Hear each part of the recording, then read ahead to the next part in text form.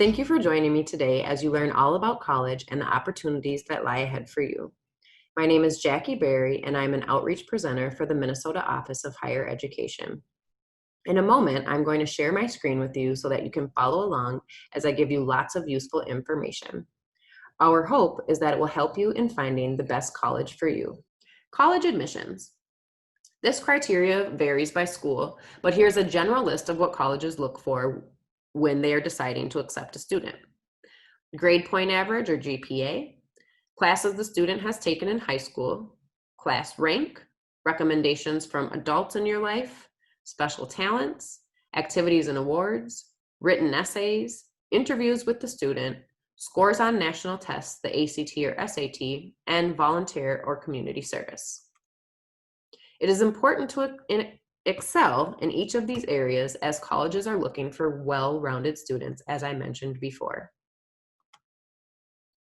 When you're in high school, it's important for you to know what the class requirements are in order for you to get into college. This chart explains that for you. You'll need 4 years of language arts, 3.5 years of social studies, 3 years of math, 3 years of science, 2 years of world language, 1 year of the arts, and some electives. Now, if you know what you want to do when you go to college while you're in high school, then choose electives that fall in line with that. But if you don't, electives are a great way for you to test things out and see if you like them or not. Your high school guidance counselor or advisor is your go-to school support to make sure you are on track for graduating on time with all the required classes. However, you're about to be a college student, so take some responsibility and accountability as well. Make sure that you are checking in with your advisor and make sure they're holding you accountable to the required classes. Activities to prepare for college. While you're in high school, you can do some of the following things. Build your resume by having different jobs.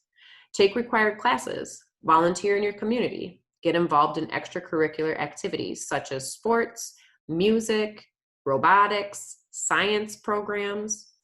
Build relationships with a mentor. This could be a family and a non-family member.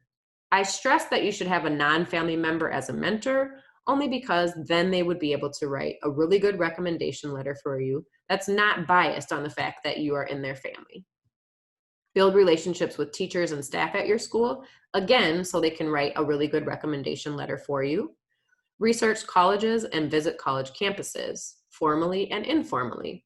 Set up a tour with an admissions counselor, but also maybe attend a sports event or a play that the school is giving, just so you can see what the social culture is on campus. Attend summer programs designed to help you figure out your areas of interest. Interview a current college student. Take a career exploration assessment.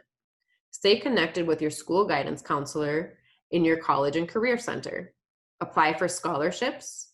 Give your best effort in school to achieve the highest grades that you can, and take care of your physical, mental, and emotional health. You can visit our website for suggestions broken down by grade level so you can make sure you're on track with all the right activities. SAT and ACT tests, what are they? Both are standardized tests taken by college applicants that demonstrates their knowledge base in specific academic areas used for college admission. SAT is administered by the College Board. It has 2 test sections, math and evidence-based reading and writing. There is also an optional essay portion that some schools may require, but the essay score is reported separate from the overall score. Scores fall between 400 and 1,600 points, with the average being 1,298 for Minnesota.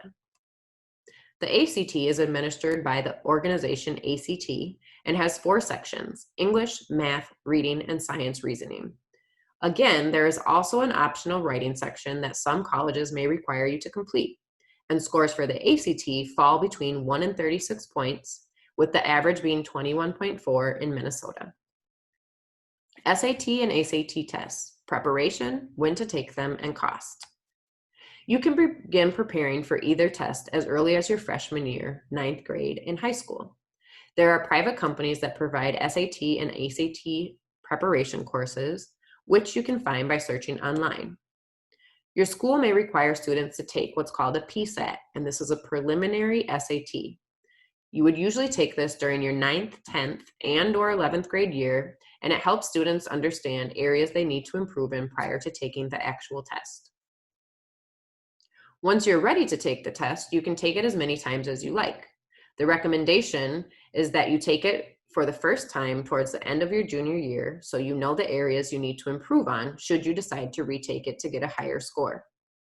The cost for an SAT test is $47.50 and $64.50 if you add on the essay portion. The cost for an ACT test is $46 and $62.50 if you add on the additional written portion. The Accuplacer. If you decide you want to attend a community or technical college, then you will need to take the Accuplacer. Accuplacer is a series of tests that shows a student's level of skills in reading, writing, and math.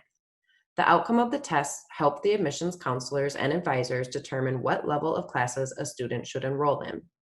Depending upon what scores a student gets, they may either begin to take courses to earn college credits, or they may have to take some additional classes before enrolling in credit-bearing courses. Visit the College Board website for more information. Regardless if you take the SAT, ACT, or the Accuplacer, make sure that you are well prepared, and good luck. Earn free college credits in high school. What are AP or CIS classes? AP are Advanced Placement, and CIS are College and Schools classes, and they are higher level courses that students can take in high school at their school. Students can earn college credit for these classes. How that works is at the end of your senior year, you take a test. If you do well on this test, then you may be able to earn free credits to go into college. What is PSEO? PSEO stands for Post-Secondary Enrollment Option. This allows a high school student to take college courses at a local college while they are still in high school. They can attend class and complete the assignments as college students. It is free. If you can get into PSEO, do it. If you do really well in all of the regular high school classes and you're bored and don't feel challenged, check in and see if you can get into either AP, CIS, or PSEO options. To find more information about how to access these programs, talk to your school guidance counselor or advisor in your school's College and Career Center. Visit our website to learn more about different programs that may be offered at your school, and you can visit our website to view a dual credit comparison chart. How has COVID-19 affected applying? There hasn't been much change in the application process, but there are a few things to consider. You can expect longer wait times. Responses to emails, phone messages, and other forms of communication will be longer as everyone navigates working from home. Some schools are changing the ACT and SAT tests to optional. They are still important to take as not all schools are going this route, but be sure to ask your guidance counselor what their recommendation is. Thank you so much for joining me today. I hope this was really helpful, and good luck in finding the perfect college for you.